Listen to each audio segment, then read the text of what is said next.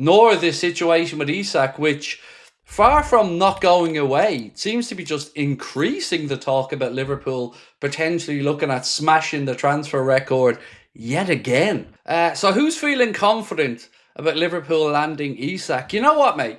It's this story that I don't want to get dragged into, right? I don't want to get dragged into it, but I can't. I can't help myself. Every time I say, look, Craig, be realistic here. There's no chance Liverpool signing Isak.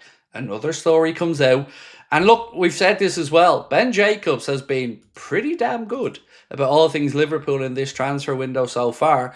So let's kick tonight's show off with Stevie Boy's question of who's feeling confident, but also with a little bit of information around why maybe this confidence is there. So a few quotes from Ben Jacobs, and credit Anfield Sector as well, who I seen this post on. Liverpool believe there could be a window of opportunity to sign Alexander Isak and believe it's worth trying. Newcastle insist he's not for sale. Liverpool could offer a guaranteed £100 million plus bonuses that would potentially exceed the deal for Florian Wirtz.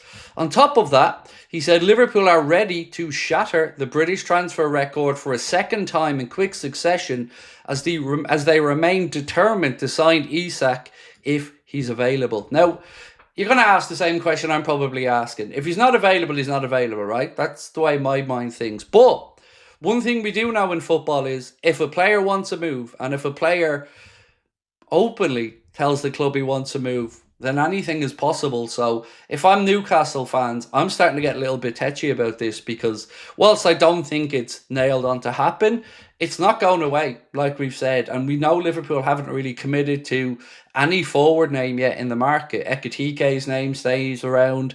Osherman's name has been around a little bit. But we all know that this is the target. And if we think about this logically, and I know me using logic is funny, but think about it. Arsenal are zeroing in on other targets. So whether it's Šeško from RB Leipzig or whether it's Gyökeres from Lisbon, they seem to be moving over there. United have their own targets, are moving in this direction. Manchester City, they don't need a striker. So Liverpool, I think, are just sitting back, observing this window, allowing other clubs to maybe tick off players who they don't have an interest in. And honestly, I'm starting to feel like there could very well be a chance. And who would have thought I'd be sitting here saying that with these owners? But this summer, we're seeing that stuff that normally hasn't been possible for Liverpool is becoming possible. And this is a deal that there is a little bit of chatter about. That's all I can say on it, because like I've said numerous times, I don't know the answer to who Liverpool's target is going to be. I don't personally know.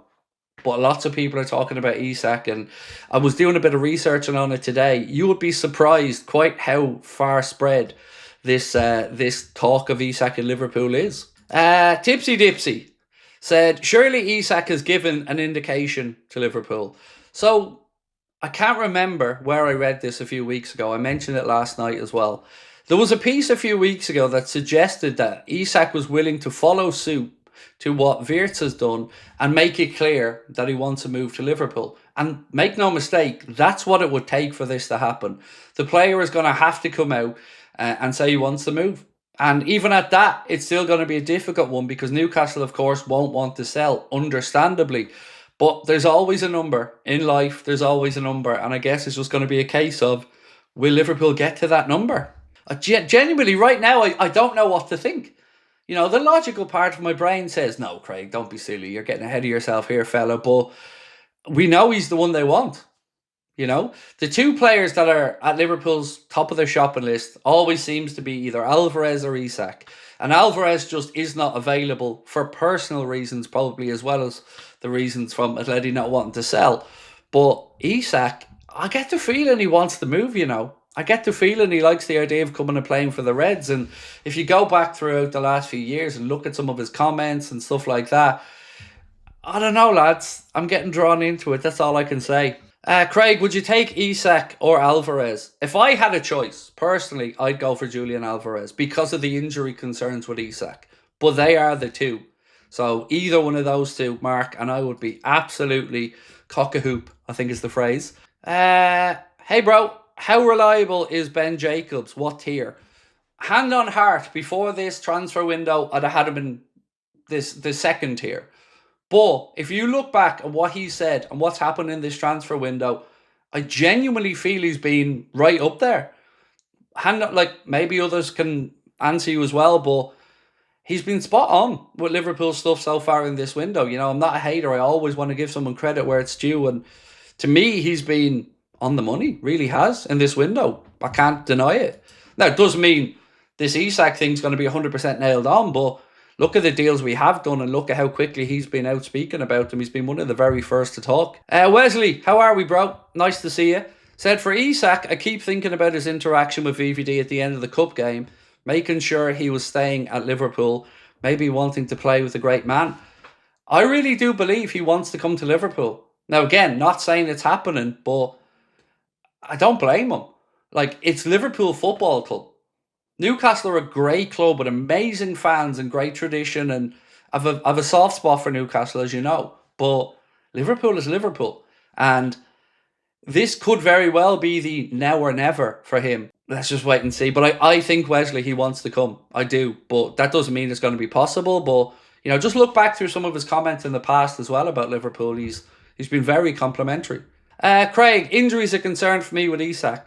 Totally understandable, Neil. I would absolutely echo your sentiments about concern. But, you know, I'll leave it to the club to do the research with regards to the availability ratio of Isak and the types of injuries, and I'm sure it would be a pretty stringent medical if it got to that point as well, where nothing would be left off the table. So yeah, look, that is the concern, and I don't think anybody would disagree about that. Of all the strikers, you know, if you're talking about ability, he's right up there, but that is a concern, and I agree with you. Remember when Isak whispered to VVD after the Carabao Cup game? I bet he told him to sign because he was coming.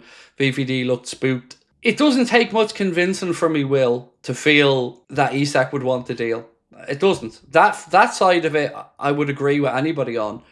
But again, can we get to the point where Newcastle sell? And can we get to a number that Newcastle would sell at? Because there's one other thing that's always worth talking about when we talk about Liverpool's transfer businesses is the value end of it. So, you know, they look at players and deem if they're worth going to X amount of money for. Wirtz, you're getting somebody coming in early part of his career, already proven himself in a very good league and internationally, and, you know, there's not really many questions about his ability. No injury concerns really to think of there either. Yes, he had an ACL, I think 3 years ago, but he's come back from that magnificently well.